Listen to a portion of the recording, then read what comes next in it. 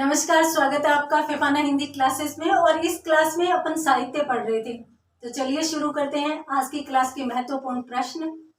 आज की क्लास में महत्वपूर्ण प्रश्न और पहला प्रश्न कुछ इस प्रकार से है। देखिए, एक पंक्ति आती है, वेद पढ़ब स्मृति अभ्यासिब, स्मृति अभ्यासिब, पुराण देखब, पुराण देखब, धर्म करब, धर्म करब। ये एक पंक्ति है। तो इस प्रकार से भी पूछा जा सकता है कि इस पंक्ति के रचनाकार कौन है। इस प्रकार से भी पूछा जा सकता है कि यह जो पंक्ति है वो किस रचना से ली गई है। तो पंक्ति किस रचना से ली गई है। चलिए, पहला प्रश्न आज की क्लास का ये था। आज की क्लास का दूसरा प्रश्न,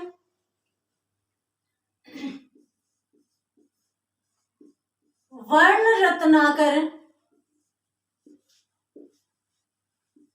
रचना का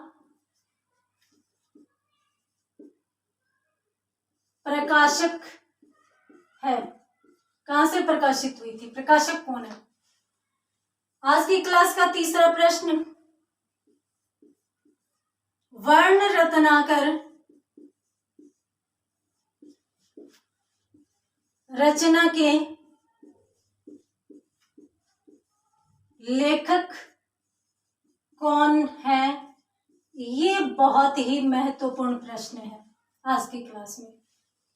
उसके बाद अगला प्रश्न, ये बहुविकल्पात्मक प्रश्न हो सकता है। निम्न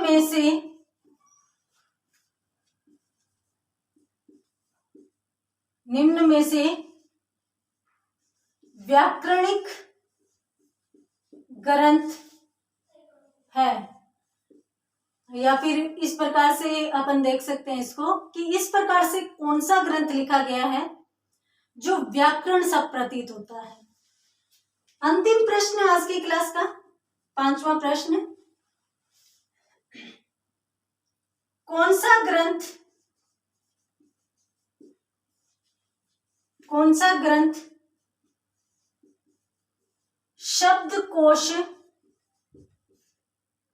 सा प्रतीत होता है। चलिए, आज की क्लास के ये थे 5 महत्वपूर्ण प्रश्न। यदि आपको ये आते हैं तो सब पहले ही आप रजिस्टर में जहाँ नोट्स बना रहे हैं वहां पर इनके उत्तर लिख लीजिए, पता चलेगा आपकी कितनी तैयारी है। देखते हैं, वेद पढ़ब स्मृति अभ्यासित, पुराण देखब, धर्म करब की रचनाकार या फिर ये पंक्ति किसने लिखी है, कौन से ग्रंथ से ली गई है। तो ये उक्ति व्यक्ति प्रकरण ग्रंथ से ली गई है। उक्ति व्यक्ति प्रकरण, उक्ति व्यक्ति प्रकरण जो दामोदर कवि ने लिखा था उसी ग्रंथ से ये ली गई है। उसके बाद वर्ण रत्नाकर रचना का प्रकाशक, देखिए Asiatic Society of Bengal, Asiatic Society Bengal ने इस रचना का प्रकाशन करवाया था। तो भाई यहां से प्रकाशित तो हुई थी, परंतु प्रकाशन करवाया किसने था, संकलन किसने किया था। तो यहाँ पर दो रचनाकारों के नाम आते हैं, दो रचनाकारों के नाम आते हैं जो संकलनकर्ता माने जाते हैं इस ग्रंथ के, संकलनकर्ता। तो वो कौन कौन से थे। पहले थे डॉक्टर सुनीति कुमार चटर्जी, डॉक्टर सुनीति कुमार चटर्जी, और दूसरे थे बबुआ मिश्र, बबुआ मिश्र। तो यहाँ पर दो प्रश्न अपने क्लियर होते हैं कि वर्ण रत्नाकर की संकलनकर्ता कौन है, तो डॉक्टर सुनीति कुमार चटर्जी और बबुआ मिश्र। इन्होंने संकलन करके कहाँ से प्रकाशित करवाया, तो बंगाल से, एशियाटिक सोसाइटी ऑफ बंगाल से इस रचना का प्रकाशन हुआ था। अच्छा, तो इसको लिखा किसने था, यहाँ पर प्रश्न अगला आ जाता है कि इसके लेखक कौन है। तो एक मैथिल कवि थे, मैथिली भाषा के कवि थे, ज्योतिरीश्वर ठाकुर। ज्योतिरीश्वर ठाकुर थे, मैथिल कवि थे, मैथिली भाषा के थे, और जाहिर सी बात है कि ये रचना भी उन्होंने मैथिली में लिखी थी।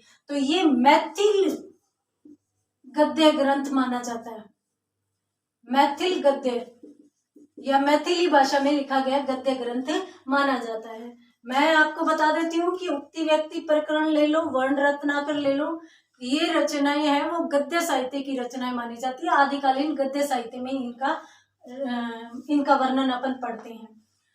अगला प्रश्न है, निम्न में से व्याकरणिक ग्रंथ कौन सा है। देखिए, पीछे की क्लास में अपनों ने राउलवेल के बारे में पढ़ा था, जो शिलांकित कृति थी, और ये एक ऐसी कृति थी जिसमें नक्षिक वर्णन परंपरा का शुभारंभ हुआ था या प्रारंभ हुई थी।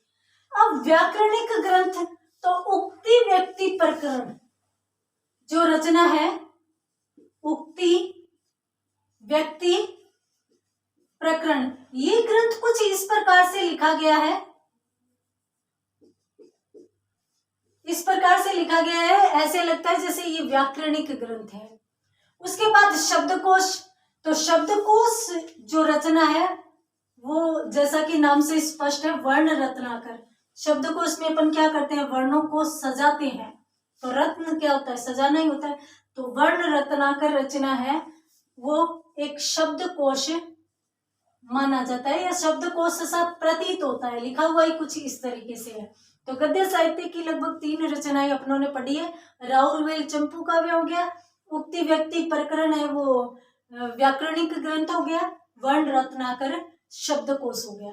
तो इसका भी स्क्रीनशॉट ले लीजिए। आज की क्लास के महत्वपूर्ण ये 5 प्रश्न थे। तो आज की क्लास में इतना ही, मिलते हैं अगली क्लास में कुछ और अच्छे प्रश्नों के साथ। तब तक के लिए धन्यवाद।